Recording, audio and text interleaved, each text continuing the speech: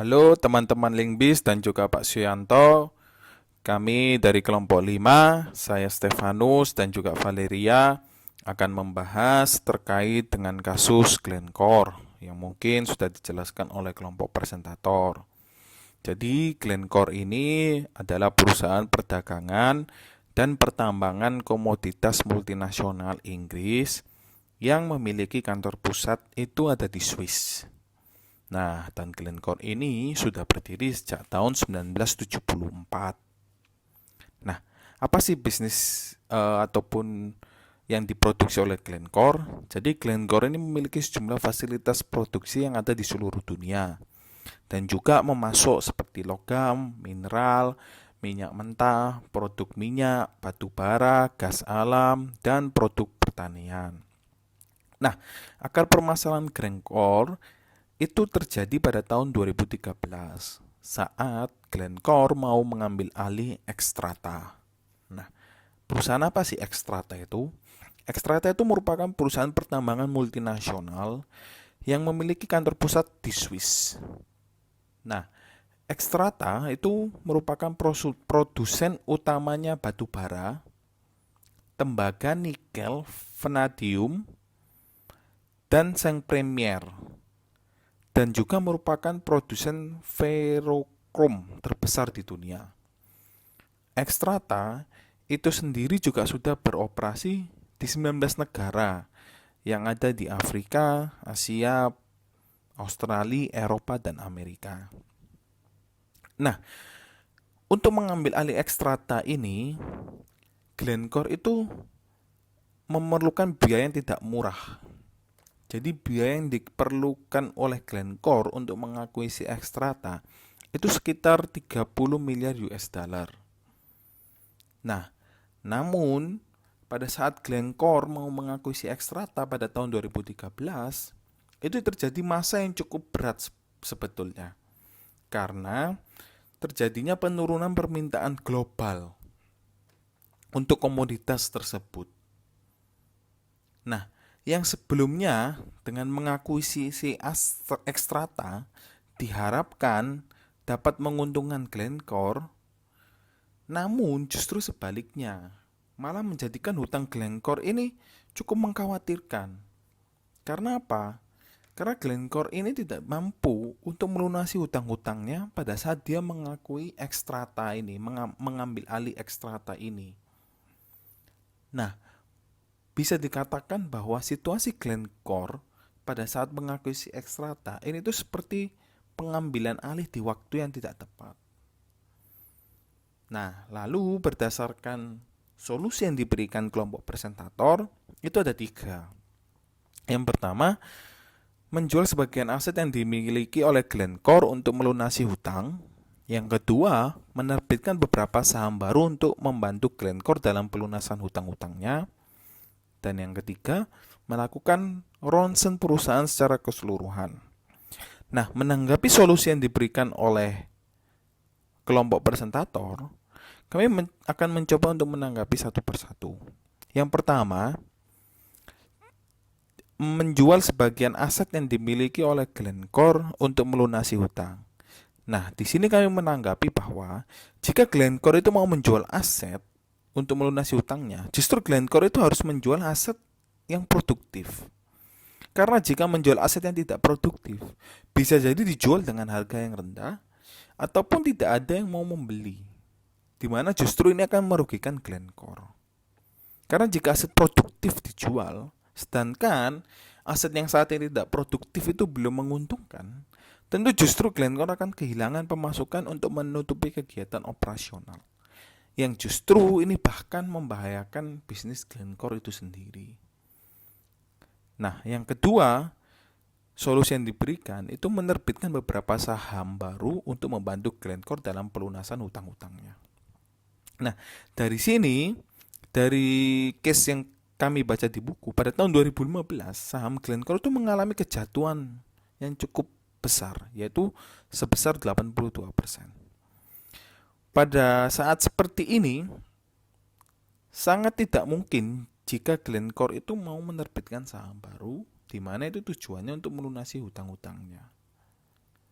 Nah, karena apa? Karena pada saat yang saham sudah ada aja, itu tidak diminati oleh investor. Sehingga itu sahamnya Glencore itu mengalami kejatuhan sebesar 82%. Nah, ditambah lagi jika akan diterbitkan saham yang baru, yang dimana saham yang baru ini diharapkan bisa untuk menarik investor sehingga Glencore mendapatkan uang untuk melunasi utangnya. Kami rasa itu sangat tidak mungkin. Karena jika saham yang ada jauh rendah nilainya dikeluarkan saham baru, justru saham-sahamnya yang beredar ini terlalu banyak, dan bahkan saham-saham yang beredar yang terlalu banyak ini akan membuat nilai saham itu akan semakin tambah kecil utangnya. Nah, dari solusi yang ketiga untuk melakukan ronsen perusahaan secara keseluruhan, kami cukup setuju dengan solusi yang diberikan oleh kelompok presentator. Karena apa?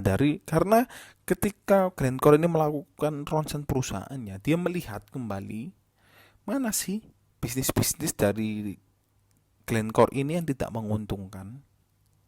Nah, dari perampingan ini tentu ini bukan soal keuntungan dalam menjual bisnisnya itu, tapi lebih penting bahwa Glencore menghilangkan lini-lini perusahaan yang justru merugikan Glencore.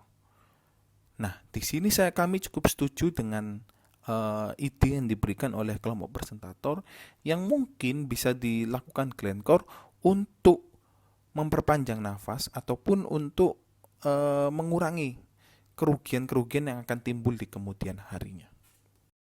Ada beberapa alternatif solusi yang dapat kami berikan.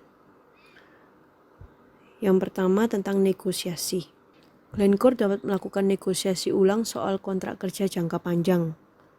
Berdasarkan pengalaman krisis di tahun-tahun sebelumnya, sebagian besar supplier harus menurunkan harga. Glencore harus mengambil langkah yang tepat agar mampu meraih keuntungan yang lebih. Langkah pertama yang dapat dilakukan oleh Glencore adalah dengan mengidentifikasi setiap supplier di kategori utama Glencore. Setelah dilakukan identifikasi, maka Glencore dapat melakukan negosiasi tentang perjanjian jangka panjangnya. Mana yang harus dinegosiasi, apa saja yang harus dinegosiasi. Negosiasi tersebut harus mencangkup tentang pembagian risiko, inovasi, dan investasi serta target kerja. Dengan menjalankan strategi ini, perusahaan dan supplier dapat meningkatkan ketahanan bisnis serta keuntungan jangka panjangnya. Lalu yang kedua, dapat dilakukan evaluasi. Sebagai perusahaan besar yang memiliki bauran produk yang sangat banyak, Glencore tentu harus melakukan evaluasi terus-menerus, terutama tentang produk mana yang memberikan nilai tambah. Jadi semakin besar pangsa pasarnya, semakin luas ekspansi yang dilakukan Glencore, evaluasi harus terus dilakukan. Yang ketiga, inovasi. Di tengah situasi zaman yang semakin canggih, semakin modern, tentu inovasi terus-menerus perlu dilakukan oleh setiap perusahaan. Untuk perusahaan Glencore sendiri, inovasi yang dapat dilakukan adalah dengan menciptakan sumber energi yang lebih bersih dan rendah karbon, di mana kita tahu bahwa masyarakat sekarang telah aware dengan lingkungan.